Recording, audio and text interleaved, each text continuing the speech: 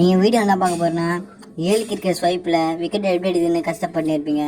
நான் இந்த ட்ரிக்கு ஈஸியான ட்ரிக்கை சொல்கிறேன். அதை பார்த்து நீங்களும் விக்கெட் எடுப்பீங்க ஈஸியாக. இப்போ மறக்காமல் நம்ம சேனல் சப்ஸ்கிரைப் பண்ணிக்கோங்க. இந்தியா இங்கிலாந்து மேட்ச் வச்சுக்கலாம்.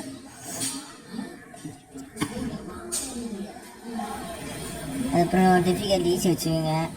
ஓவர் 2 வச்சுக்கோங்க. பிச்சு ட்ரையில் வச்சா நல்லா ஸ்விங் ஆகும். ட்ரையில் வச்சுக்கோங்க.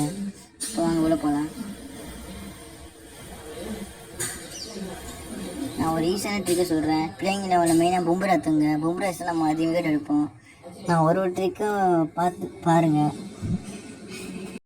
வீடியோ ஃபுல்லாக பாருங்கள், ஸ்கிப் பண்ணாதீங்க. நான் சொல்கிற ஒரு ட்ரிக்கும் ரொம்ப மெயின்.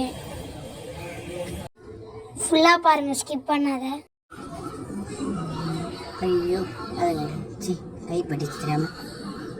பும்ரா வச்சுக்கோங்க. அம்பேர் வருவார், டிஸ்கஷன் பண்ணுறாங்க. சால்ட்டாக பட்டே தான் வராங்க. இவங்க தான் நம்ம கையில் செத்தாங்க இன்னைக்கு. சொல்லி கொடுற மாதிரி பார்த்து கரெக்டாக போடுங்க.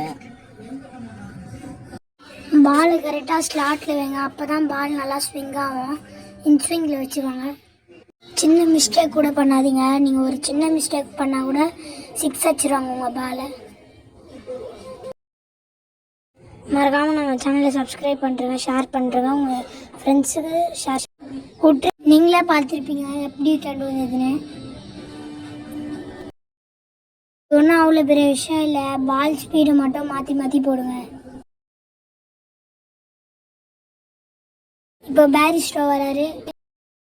பால் ஸ்பீடை மட்டும் மாற்றி மாற்றி போடுங்க. நீங்கள் கொஞ்சம் ஐடியா பண்ணி போட்டிங்கன்னா உங்களுக்கு விக்கெட் நல்லா வரும். நீங்கள் கொஞ்சம் மிஸ் பண்ணிட்டீங்கன்னா கூட 6 அடிச்சிருவாங்க உங்கள் பாலை. கொஞ்சம் ஐடியா பண்ணி பாலை போடுங்க. ஃபஸ்ட்டு ஸ்லோவாக போடுங்க, ரொம்ப ஸ்லோவாக போடுங்க. அடுத்தது நீங்கள் ஃபாஸ்ட் ஏற்றி போடுங்க.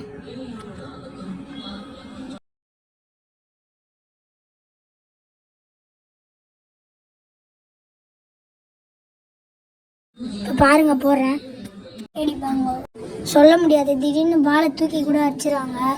நல்லா நம்ம கரெக்டாக ஐடியா பண்ணி போடணும். சொல்லி வாயமுள்ள அதுக்குள்ளே தூக்கி அடிச்சிட்டாங்க. நான் அவ்வளோ திங்க் பண்ணி போடல இந்த பால், அதனால 6 அடிச்சிட்டாங்க.